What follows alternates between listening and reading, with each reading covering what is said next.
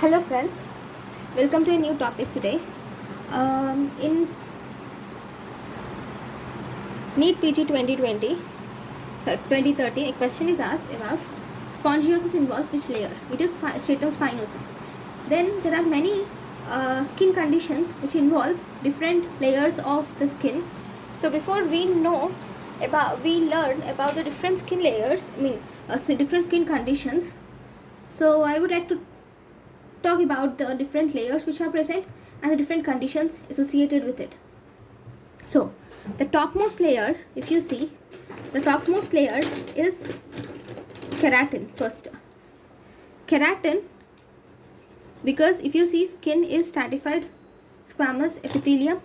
Because the skin is stratified squamous epithelium, the topmost layer, which is stratum corneum, okay, this topmost layer, stratum corneum, does not have nuclei, because from the basal layer, if it reaches once it reaches the topmost layer, the nuclei becomes flattened, the cells become flattened and the nucleus becomes absent, so it disappears.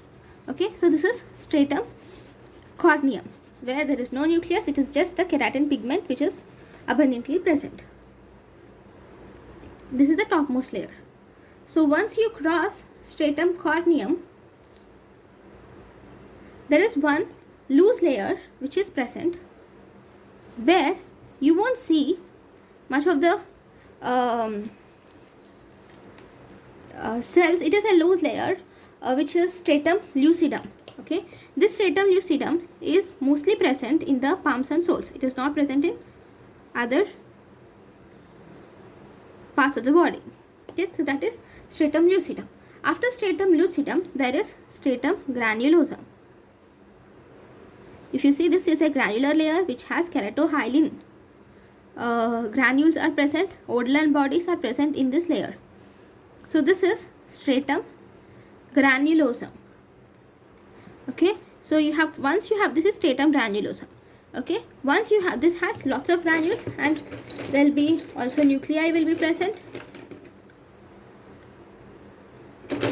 Yeah, there will be lots of nuclei and lots of granules. Everything will be present in this stratum lucidum. Okay, once you cross this layer, you'll have stratum granulosum. This is stratum granulosum. Okay, once you cross this layer, you have a layer with desmosomes, where the cells are actually connected by desmosomes. This layer is called as stratum spinosum. You can see here has spines, but actually over here two cells are connected by desmosomes. Okay, so this is stratum spinosum. Here there are keratinocytes will be present. So all these cells will be present. These keratinocytes are covered with each other by a dendritic cells, Langerhans cells. All these are present. So this is stratum spinosum. And after this stratum spinosum, there is one more layer which is present, which is stratum basale. This is stratum basale, and then it's granular layer. Okay, so these are the different layers. The cells will deal later. Stratum basale, right? So now the thing is not about the cells, but the most important thing is what are the diseases associated with these different layers. Okay, so let us learn them. So first layer being stratum corneum, the diseases associated, the terms associated with stratum corneum are: one, I'll write here, okay, stratum corneum. So terms associated with stratum corneum are: first, here the nucleus is lost, so there can be retention of nucleus. If there is retention of nucleus, we call it as parakeratosis. So it can be associated with parakeratosis. Or there can be thickening of the stratum corneum. Thickening of the stratum corneum is called as hyperkeratosis. And remember, stratum corneum is a place where Monroe's abscess occurs, and also dermatophytes occur in stratum corneum. Okay, all these are the conditions where stratum corneum is mainly involved. Then, after stratum corneum, we will deal with stratum lucidum. We don't have important things. So, stratum granulosum. So, in the stratum granulosum, if you see, I'll write here. Stratum granulosum, this can undergo thickened. So, if there is thickening of stratum granulosum, this leads to thickening is hyper, right? Granulosum layer. So, it is granulosis. So, you will see stratum hypergranulosis, thickening of stratum granulosum.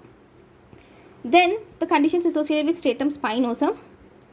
Stratum spinosum, if you see, stratum spinosum, there can be intracellular edema. It can be associated with intracellular edema can occur in stratum spinosum.